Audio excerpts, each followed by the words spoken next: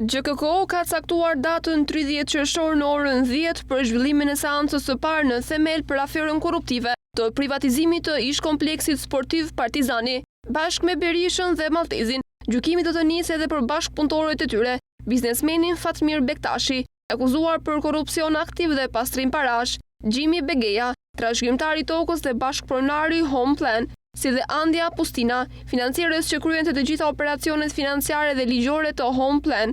Në gjyq janë çuar edhe kompanit Kontakt, Home Plan dhe Studio Pustina, të treja për pastrim parash. Elsa Ulliri, kryesuese dhe bimdreca Erudina Palloj, janë treshja e gjyqtarëve që do të gjykojnë dosjen Partizani. Ndaj kreut të Partisë Demokratike Sali Berisha, është ngritur akuza për kryerjen e veprës penale, korrupsion pasiv i funksionarëve të lartë shtetëror ose i të zgjedhurve vendor, kryer në bashkëpunim.